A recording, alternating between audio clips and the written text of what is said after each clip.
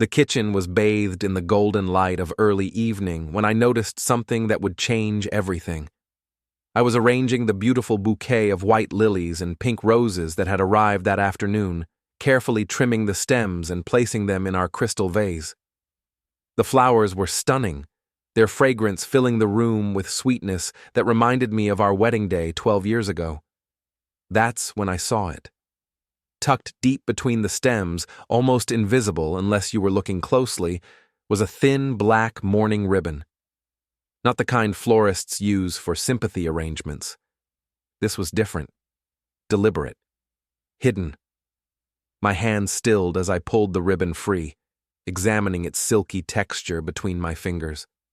The card attached to the bouquet read, "For beautiful Liora, thinking of you always. Love, Maris." Nothing about mourning, nothing about sympathy, just cheerful words accompanying flowers meant to brighten someone's day. "Beck, honey, aren't they gorgeous?" Leora's voice drifted from the living room where she was curled up with her laptop, probably grading papers for her third-grade class. "Maris has such wonderful taste." I held the ribbon up to the light, studying it. "Liora, can you come here for a second?" She padded into the kitchen, her auburn hair catching the evening sun streaming through our window. At 41, my wife still took my breath away with her warm smile and gentle green eyes. She'd been my anchor through everything, my demanding job as an insurance investigator, the loss of my father 2 years ago, all the ups and downs of married life. "What's wrong?" she asked, noticing my expression. I held up the black ribbon.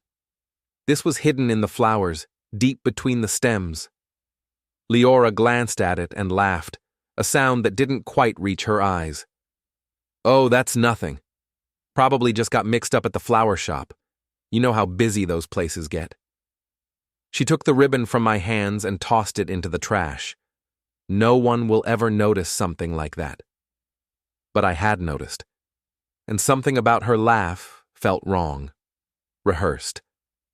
"Did Maris mention anything about why she sent flowers today?" I asked, keeping my voice casual as I continued arranging the bouquet. "Not really. She just said she was thinking about me." Liora shrugged, already heading back toward the living room. "You know Maris. She's always so thoughtful." I nodded, but my mind was racing. In my line of work, I'd learned to trust my instincts about details that didn't fit. Small inconsistencies often revealed larger truths. And this ribbon felt intentional in a way that made my stomach tighten. After Liora left the kitchen, I quietly retrieved the ribbon from the trash and photographed it with my phone.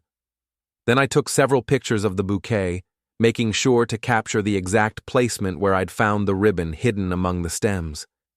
Maris Hale had been Leora's best friend since college, and in the 8 years I'd known her, she'd always made me feel like an outsider in my own life. She had a way of positioning herself as the most important person in any room, especially when it came to my wife.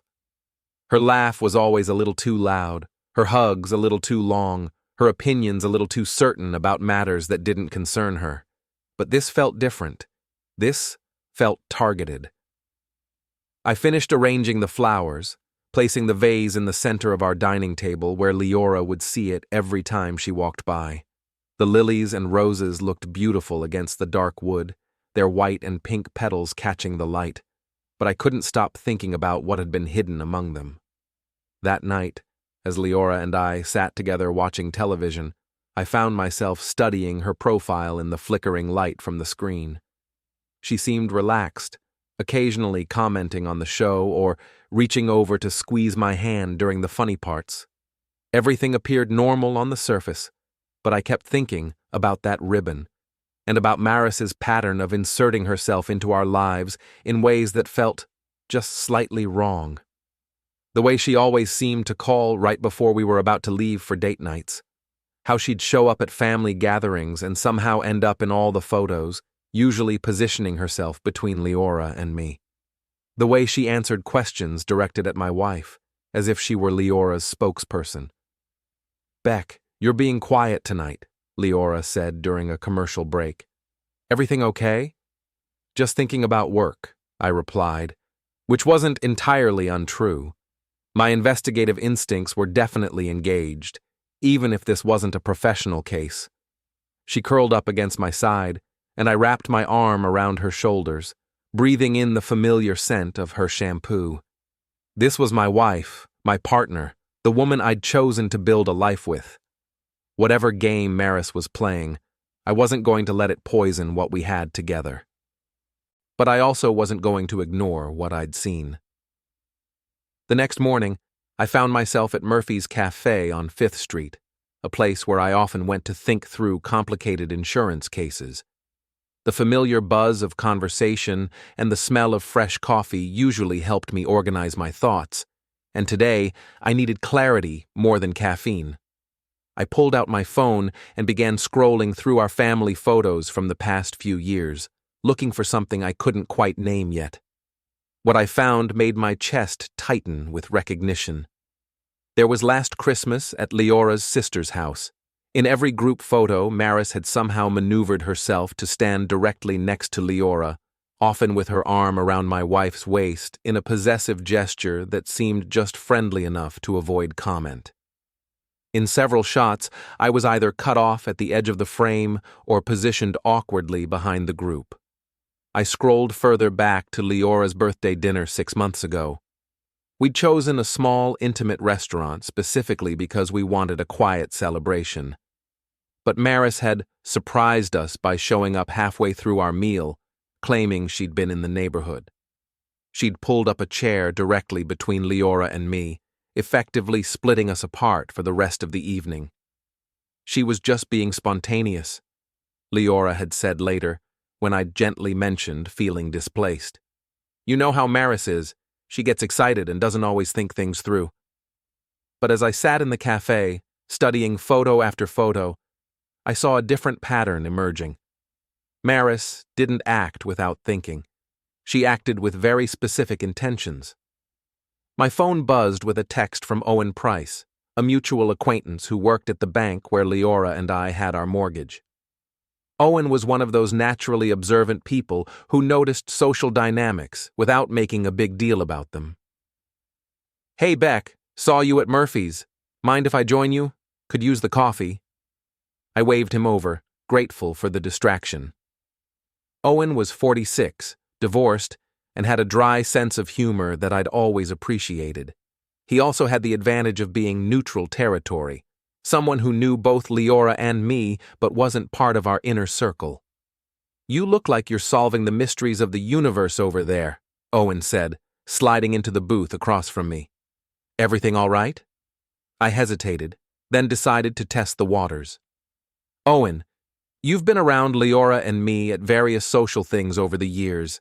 Have you ever noticed anything odd about how Maris interacts with us? Owen's eyebrows shot up, and he leaned back in his seat. Wow, that's a loaded question. He was quiet for a moment, stirring sugar into his coffee. Can I ask what brought this up? I told him about the ribbon, keeping my voice low and factual. Owen listened without interrupting, his expression growing more serious as I spoke. Jesus, Beck, he said finally. That's really messed up. Like deliberately messed up. He paused, seeming to weigh his words carefully. And to answer your question, yeah, I've noticed things. Maris has this way of making you feel like you're intruding on your own conversations with your wife. I've seen her literally step between you two at parties. You've seen that too?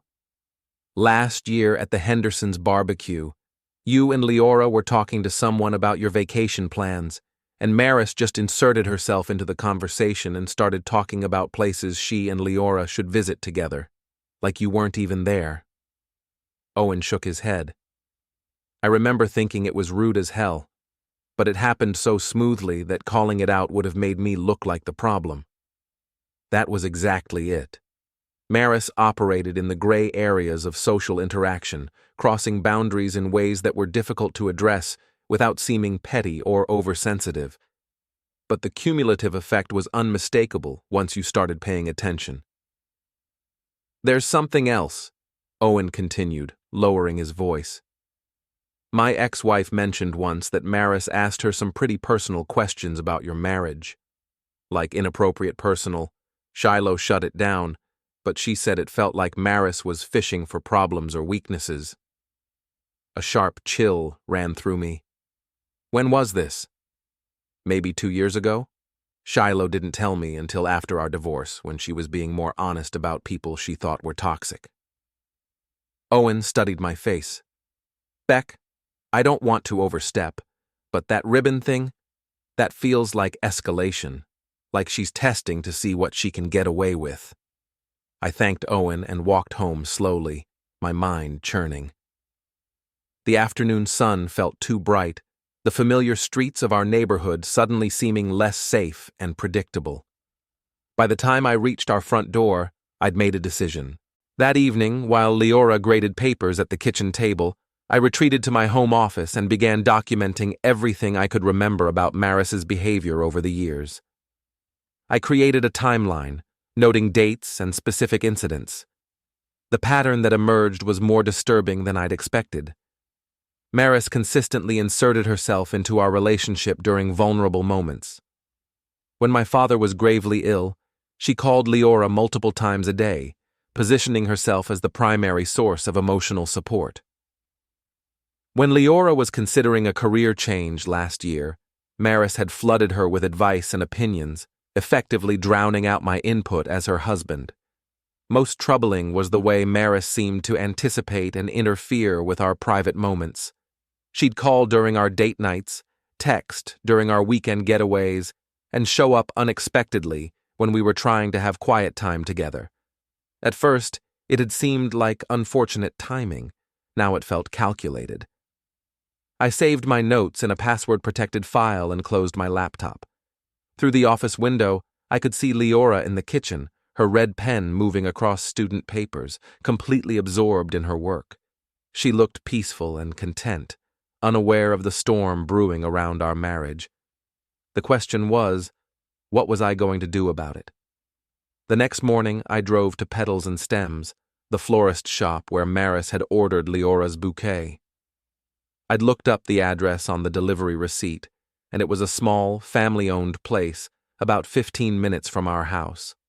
The shop smelled like roses and eucalyptus, with bright displays of seasonal flowers lining the walls. Behind the counter stood a woman in her 50s, with kind eyes and soil under her fingernails, clearly someone who worked with her hands and took pride in her craft. "Can I help you?" she asked with a genuine smile. "I hope so. My wife received a beautiful bouquet yesterday, white lilies and pink roses. The delivery receipt has your shop's name on it." I pulled out my phone and showed her the photo I'd taken of the arrangement. "I wanted to thank you personally. The flowers were gorgeous." Her face lit up. "Oh yes, I remember that order. The woman who placed it was very specific about the flower types and colors. She seemed to really care about making it perfect." "That sounds like Maris," I said, keeping my tone warm and conversational. "She's always so thoughtful. Did she mention what the occasion was?" The florist's expression shifted slightly, becoming more cautious. "Well, that was a bit unusual, actually. She asked me to include a mourning ribbon with the arrangement, but then requested that it be hidden among the stems rather than displayed prominently. She said it was, let me think, a private message that wouldn't be noticed by most people." My heart rate spiked, but I kept my voice steady. "A mourning ribbon? That's odd for such a cheerful bouquet." That's exactly what I thought. I asked if she was sure, and she laughed and said something about how some people need to be reminded of their place. I assumed it was some kind of inside joke between friends, but it struck me as strange. The florist looked uncomfortable. I probably shouldn't have included it, but the customer insisted, and she paid extra for the special request. She paid extra? $25 additional, just for the ribbon placement. She was very clear that it needed to be hidden deep enough that only someone arranging the flowers would find it. The florist studied my face. "Is everything all right? You look upset." I managed a smile. Everything's fine. I was just curious about the details. Maris is always full of surprises. I left the flower shop feeling like I'd been punched in the stomach. This wasn't a mistake or a misunderstanding. Maris had deliberately paid extra money to hide an insult in a gift meant for my wife, knowing that I would be the one to discover it when I arranged the flowers. She'd wanted me to find that ribbon. She'd wanted me to know that she could invade our home, our private moments, our marriage, and there was nothing I could do about it. I drove to Riverside Park and sat on a bench overlooking the water, trying to process what I'd learned. Families were playing on the playground nearby, their laughter and shouts creating a soundtrack of normalcy that felt completely disconnected from my reality. The black ribbon wasn't about sorrow or sympathy. It was a signal. She viewed me as a burden in Liora's life, someone to be pushed aside and forgotten. And she was confident enough in her position to make that signal unmistakable, knowing I couldn't challenge her without appearing irrational or unsteady. But Maris had made one crucial mistake. She'd assumed I would react emotionally, that I would get angry, make accusations, create drama that would make me look like the problem. She didn't know that my job had trained me to think like an investigator, to build cases methodically and document evidence carefully. I pulled out my phone and opened my notes app, typing, "This was never about sympathy. This was about control." Over the next few days, I began paying closer attention to the dynamics between Maris and Liora, watching their interactions with new eyes. What I saw confirmed my worst suspicions. Maris had a way of subtly undermining my relationship with my wife while positioning herself as indispensable. She would call Liora during our dinner time, claiming emergencies that always turned out to be minor inconveniences she could have handled herself. She sent constant text messages throughout the day, creating a running commentary on Liora's life that left little room for conversations between us. Most insidiously, she had trained Liora to seek her approval for decisions that should have been private between us. When Liora mentioned wanting to redecorate our bedroom, her first instinct was to call Maris for advice rather than discussing it with me. When she was considering signing up for a graduate course, Maris's opinion carried more weight than mine. I realized that Maris had spent years systematically erasing me from my own marriage, and the mourning ribbon was her way of celebrating that success. She felt confident enough to mock me openly because she believed she'd already won. But she was wrong about one thing. I wasn't going to react the way she expected. I wasn't going to get angry or make scenes or give her ammunition to paint me as the unstable husband who couldn't handle his wife having close friendships.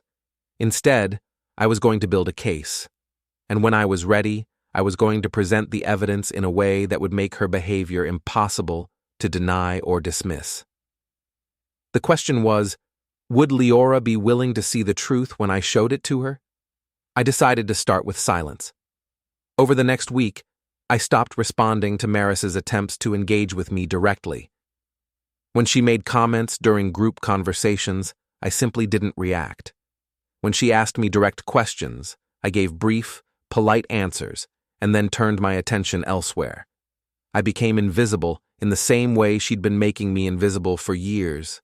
The effect was immediate and revealing. Within 3 days, Maris's behavior escalated noticeably.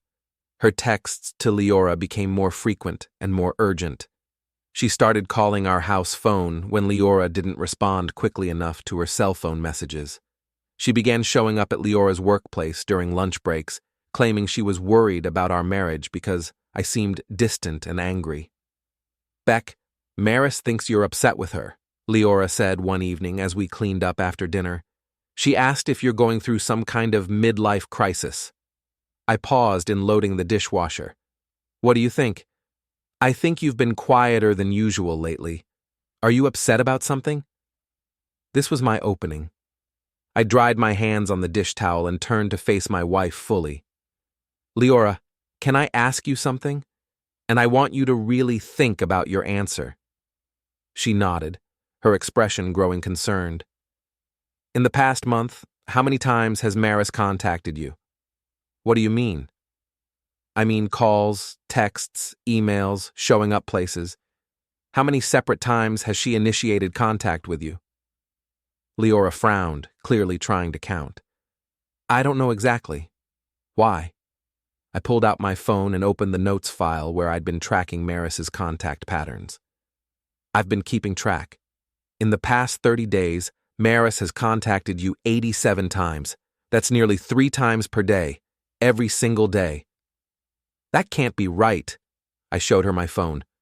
Text messages, phone calls, emails about social events, showing up at your school, calling our house phone when you don't answer your cell immediately. 87 separate instances of contact. Liora stared at the list, her face pale. I didn't realize it was that much. Now let me ask you something else. In that same 30-day period, how many times did she contact me directly? I don't know.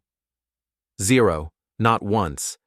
Despite the fact that we're supposedly all friends, despite the fact that she's been in our lives for 8 years, she has never once initiated contact with me unless you were present or unless she needed something from me specifically. I set my phone down on the counter. Does that seem normal to you? Liora was quiet for a long moment, processing what I'd shown her. Maybe she just feels more comfortable talking to me. Some people are like that. Maybe, I agreed. Or maybe she's deliberately excluding me from our social circle while making herself indispensable to you. I could see the defensive walls going up in Liora's expression, so I quickly continued. I'm not asking you to choose sides or make any decisions right now. I'm just asking you to pay attention to patterns. That's all. Over the next few days, I could tell Liora was watching more carefully. She started noticing things that had become invisible through familiarity. Like how Maris always sat between us at restaurants, claiming the middle seat gave her a better view of the room. Or how she consistently steered conversations away from topics that involved both Liora and me as a couple, instead focusing on memories and experiences that excluded me. The breakthrough came on a Thursday evening. Liora and I were making dinner together, chopping vegetables and talking about our days, when her phone rang. Maris's name appeared on the screen. Hey, Maris, Liora answered, putting the call on speaker so she could continue cooking. Liora, thank God you picked up. I'm having a complete crisis and I need your advice immediately. I caught Liora's eye and mouthed, Crisis?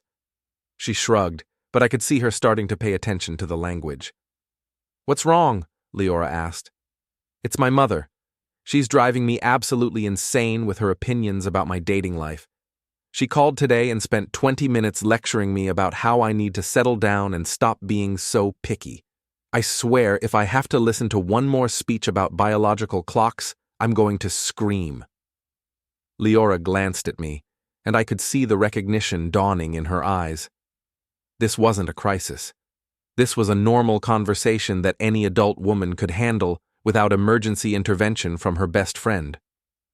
That sounds frustrating, Liora said carefully. What are you thinking of doing about it? I don't know. That's why I need you. You're so good at dealing with difficult family members. Remember how you handled that situation with your aunt last year? For the next 15 minutes, Maris monopolized the conversation, turning what should have been a brief venting session into an extended therapy session that required Liora's complete attention. I continued cooking while listening to my wife provide emotional labor for problems that weren't actually problems. When Liora finally hung up, she stood staring at her phone for a long moment. That wasn't really a crisis, was it? She said quietly. What do you think? I think she calls every time we're having a nice moment together, like she has radar or something. Liora set her phone face down on the counter. And I think I've been enabling it because it's easier than setting boundaries. That night, we sat together in our home office, going through months of text messages and call logs on Liora's phone. The pattern was undeniable once we started looking for it. Maris consistently interrupted our private time together, created artificial urgencies that demanded immediate attention, and positioned herself as more knowledgeable about Leora's own thoughts and feelings than I was. "Beck," Liora said as we reviewed a particularly telling exchange from the previous month, "I owe you an apology. I've been letting her treat you like you don't matter, and that's not okay." I took her hand. "You weren't doing it on purpose. She's very good at making her behavior seem normal. But it's not normal, is it? Friends don't try to replace their friends' spouses." "No," I said gently. "They don't." That night, Liora turned off her phone for the first time in years. We talked until almost midnight, really talked, without interruption. And for the first time in months, I felt like I had my wife back.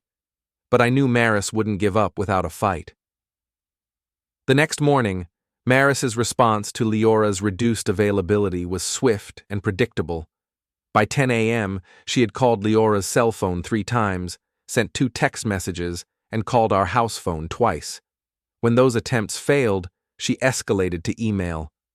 "Liora, I'm really worried about you.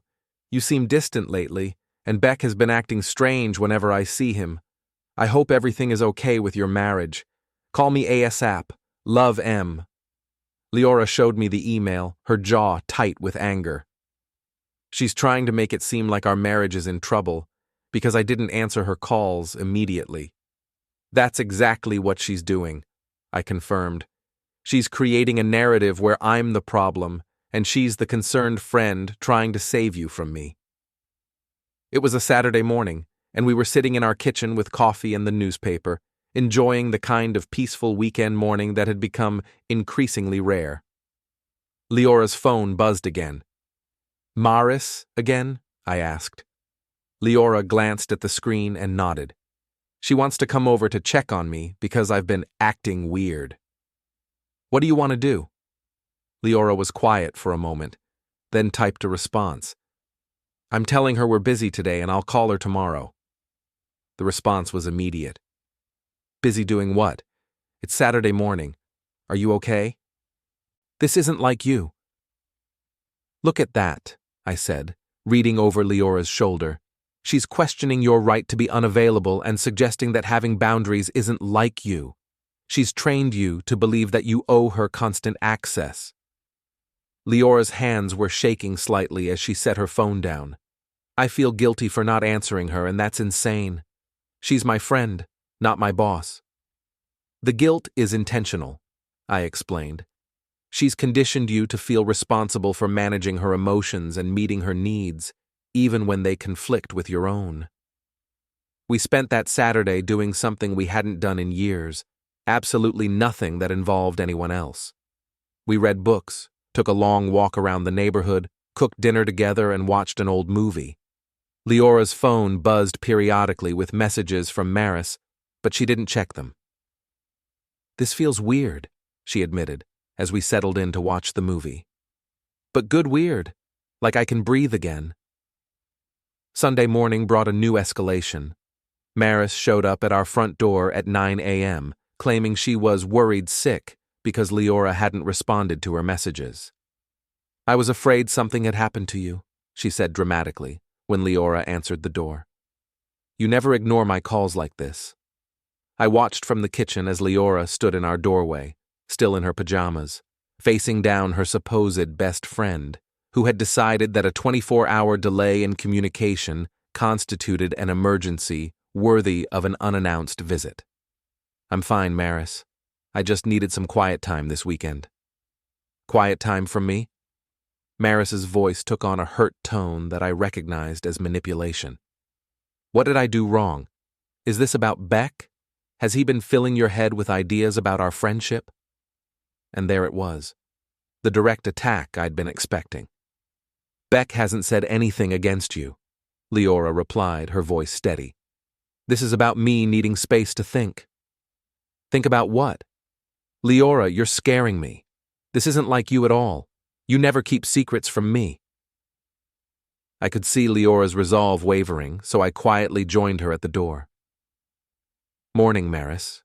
Beautiful day, isn't it?" Maris's expression shifted when she saw me, becoming cooler and more calculating. "Beck. I was just telling Liora how worried I've been about her. She seems different lately." "Different how?" I asked pleasantly. "Less communicative, more secretive. I'm concerned that something is wrong in your marriage and she's not comfortable talking about it." It was a masterful move, positioning herself as the caring friend while simultaneously suggesting that our marriage was troubled and that I might be preventing Liora from seeking help. In the past, this kind of manipulation would have made me angry and defensive, which would have played right into her narrative. Instead, I smiled. "That's thoughtful of you to be concerned. But I think what you're seeing is actually Liora feeling more secure and happy in our marriage than she has in a long time. Sometimes when people are content, they need less external validation and support." Maris's eyes narrowed slightly. She wasn't used to me engaging directly with her manipulative tactics. "Liora," she said, turning back to my wife, "can we talk privately? I feel like there are things you're not telling me, and I'm worried about you." This was the moment of truth. Would Liora maintain the boundaries we'd discussed, or would she cave to the emotional pressure? "Maris," Liora said quietly, "I appreciate your concern, but I'm not comfortable with the implication that my marriage is in trouble just because I didn't answer your calls for one day. That feels controlling." Maris's mask slipped for just a moment, revealing genuine anger underneath the concerned friend performance. "Controlling? Liora, I've been your best friend for 15 years. I've been there for you through everything. How is caring about you controlling?" "It's not the caring that's the problem," Liora replied. "It's the expectation that I owe you immediate availability and complete transparency about my private life." I watched Maris recalibrate, switching tactics. "I see what's happening here. Beck has convinced you that our friendship is unhealthy, hasn't he? He's always been jealous of how close we are."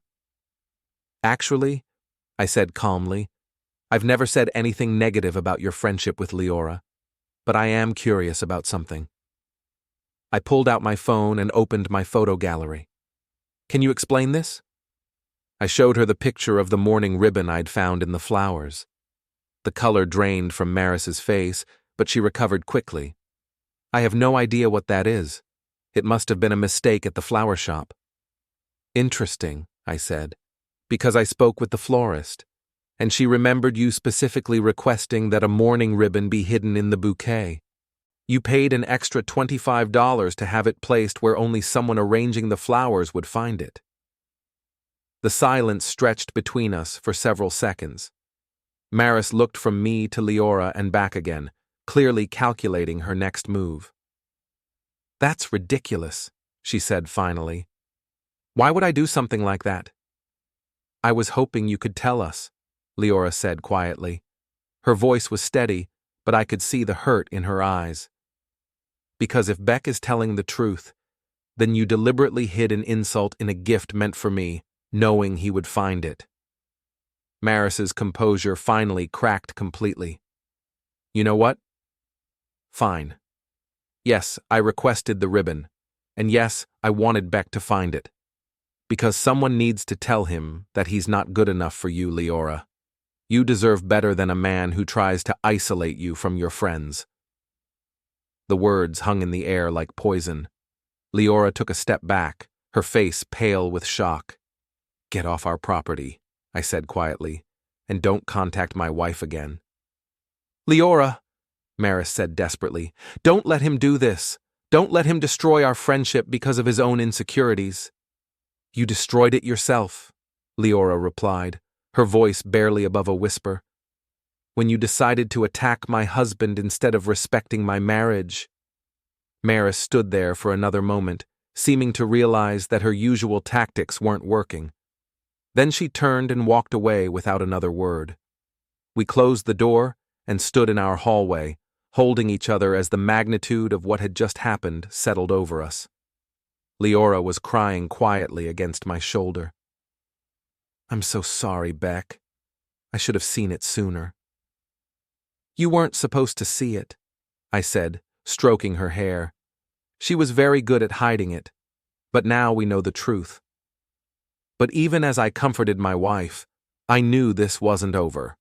Maris had spent years building a network of relationships around Liora, and she wouldn't give up her influence without a fight. She would try to turn our mutual friends against us, painting me as the controlling husband who had manipulated Liora into ending a long friendship. If we wanted to protect ourselves and our marriage, we were going to need help. Monday morning, I called Nadia Brooks, a digital consultant who specialized in helping people document harassment and manipulation for legal purposes. I'd worked with her on several insurance fraud cases where social media evidence was crucial, and I knew she was both ethical and thorough. Nadia's office was in a sleek downtown building, all glass and steel that reflected the morning sun. Her workspace was organized and professional, with multiple monitors displaying various social media platforms and documentation software. "Beck, good to see you again," she said, shaking my hand. "Though I have to admit, I was surprised when you said this was a personal matter rather than a work case." I introduced Liora, and we sat down to explain the situation. Nadia listened without interrupting, taking notes on a legal pad and occasionally asking clarifying questions. "What you're describing is a textbook case of covert manipulation," she said when we finished. "The good news is that this kind of behavior usually leaves a digital trail. The bad news is that it can be difficult to address because it operates in gray areas that people often dismiss as drama, rather than recognizing as genuine harm." "What are our options?" Liora asked. "Well, the first thing to understand is that you're probably not Maris's only target. People who engage in this kind of systematic manipulation usually have patterns of behavior that extend beyond one relationship." Nadia pulled up a social media platform on one of her monitors. "With your permission, I'd like to do some research into her online presence and see what we can learn." Over the next hour, Nadia walked us through Maris's social media history, pointing out patterns we hadn't noticed. She had a habit of inserting herself into other people's major life events, always positioning herself as essential to their happiness. Her comments on friends' posts were subtly competitive, finding ways to make herself the center of attention even when celebrating someone else. Most telling were the photos.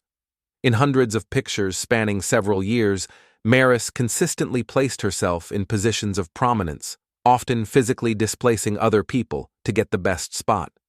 In group photos, she was always front and center. In couples photos, she found ways to insert herself, usually with some excuse about lighting or angles. "Look at this pattern," Nadia said, showing us a series of posts from mutual friends. "Every time someone in your social circle announces good news, engagements, promotions, pregnancies, Maris's response follows the same formula. First, excessive enthusiasm that seems supportive.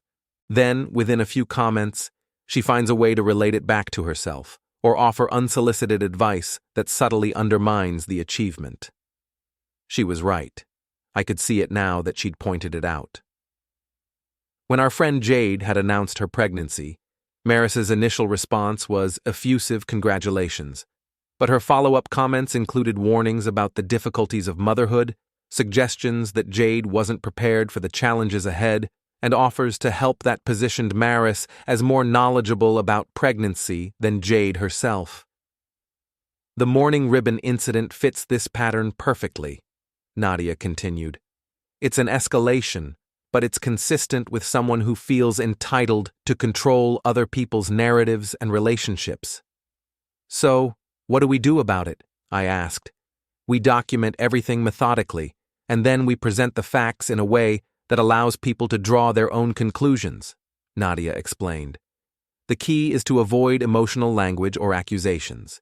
Just present the evidence and let it speak for itself." She helped us organize our documentation: the photos of the ribbon, the florist's confirmation, the contact frequency logs, screenshots of manipulative text exchanges, and examples of boundary violations. Everything was time-stamped and verified. "The goal isn't to destroy Maris or to turn people against her," Nadia emphasized. "The goal is to protect yourselves by making her behavior visible and giving your friends the information they need to make their own decisions about their relationships with her." We spent the rest of the day crafting a statement that was factual, calm, and focused on our own experience rather than making broader claims about Maris's character. The statement included key pieces of evidence but avoided inflammatory language. "Remember," Nadia said as we prepared to leave, "you're not responsible for how other people react to this information. Some friends will understand and support you. Others might choose to maintain their relationship with Maris, and that's their right. Your only responsibility is to tell the truth and protect your own marriage." That evening, Liora and I sat together in our living room, reviewing the statement one final time. The flowers Maris had sent were still on our dining table, beautiful but forever tainted by the knowledge of what had been hidden among them. "Are you ready for this?" I asked my wife. She nodded, though I could see the nervousness in her eyes. "I'm tired of letting her control our story. It's time for people to know the truth." We scheduled the post to go live the next morning, then turned off our phones and spent the evening together, talking about our plans for the future. For the first time in years, those plans didn't include accommodating Maris's demands or managing her emotions. We were finally free to build the life we wanted together. Tuesday morning at 8 a.m., our joint statement went live on social media. The post was simple and direct. After much consideration, we want to share some information about our recent experience with someone we trusted as a close friend. Last week, Beck discovered a mourning ribbon deliberately hidden in a bouquet of flowers gifted to Liora. When we investigated, we learned that this was intentionally placed by the sender, who paid extra to ensure it would be found by whoever arranged the flowers. This discovery led us to recognize a long pattern of manipulative behavior that we can no longer ignore. We're sharing this not to create drama, but to be transparent about why we're stepping back from this relationship. We've included documentation below for anyone who wants to understand the full context. Below the text, we posted the photo of the mourning ribbon, a screenshot of our conversation with the florist, and a timeline of the most egregious boundary violations and manipulative incidents from the past year. The response was immediate and overwhelming. Within an hour, we had dozens of comments from friends and acquaintances. Many expressed shock and support, but what surprised me most were the private messages from people sharing their own experiences with Maris. Jade, whose pregnancy announcement Nadia had analyzed, sent a long message describing how Maris had systematically undermined her confidence throughout her pregnancy, offering constant advice that made her feel incompetent and unprepared for motherhood. Tom and Ariel, a couple we'd known for years, revealed that Maris had tried to convince Ariel that Tom was cheating on her, providing evidence that turned out to be completely fabricated. They'd nearly divorced before discovering the truth. Even Owen reached out with additional examples of Maris's manipulative behavior that he'd witnessed but hadn't felt comfortable addressing at the time. But the most devastating response came from Shiloh, Owen's ex-wife, who sent a detailed account of how Maris had tried to recruit her into spying on our marriage, offering to pay her for information about our private conversations and any signs of relationship trouble. "I should have told you at the time," Shiloh wrote, "but I was going through my own divorce and didn't want to get involved in more drama. I'm sorry I didn't speak up sooner." By noon, the pattern was undeniable. Maris hadn't just targeted our marriage, she'd been systematically interfering in multiple relationships within our social circle, always positioning herself as the helpful friend while actually creating chaos and insecurity. Maris herself tried to respond several times, posting comments that denied everything and accused me of manipulating Liora into ending their friendship. But each denial only made her look worse, especially when people started sharing their own stories in the comments. Her final comment posted around 2 p.m. was telling, "I was only trying to help Liora see that she deserves better than a man who isolates her from her friends. Everything I did was out of love." The comment revealed exactly what we'd suspected. Maris genuinely believed she had the right to interfere in our marriage, and that her feelings for Liora justified any behavior, no matter how destructive. By evening, Maris had deleted all her social media accounts. The next few weeks brought a period of adjustment as our social circle recalibrated around the new information. Some friends rallied around us, expressing gratitude that we'd finally exposed behavior they'd been uncomfortable with but hadn't known how to address. Others distanced themselves, either because they didn't want to get involved or because they genuinely couldn't believe Maris was capable of such systematic manipulation. But the overwhelming response was relief. Person after person reached out to share stories of times when Maris had made them feel uncomfortable, manipulated, or deliberately excluded. The mourning ribbon had been just the tip of the iceberg.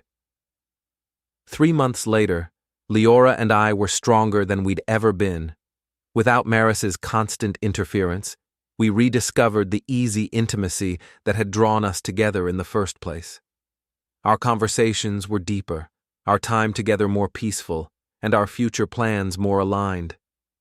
The flowers on our dining table had long since been replaced with fresh ones, flowers I'd chosen myself with no hidden messages or ulterior motives, just beauty for the sake of beauty, given with love and received with joy. One evening, as we sat together in our kitchen, Liora reached across the table and took my hand. "Thank you," she said quietly. "For what?" "For seeing what I couldn't see.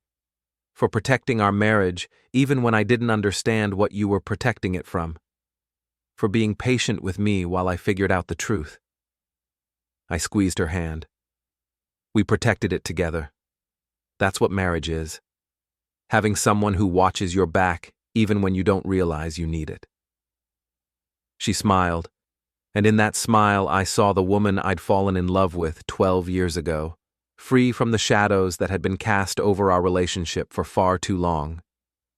The vase on our table held fresh sunflowers now, bright and honest in the evening light. No ribbons, no hidden messages, no ulterior motives. Just flowers, given with love, received with joy, and arranged by hands that belong to both of us. Sometimes the most powerful thing you can do is simply refuse to let toxic people control your story. Sometimes the bravest choice is to step into the light and let everyone see the truth. And sometimes that's enough.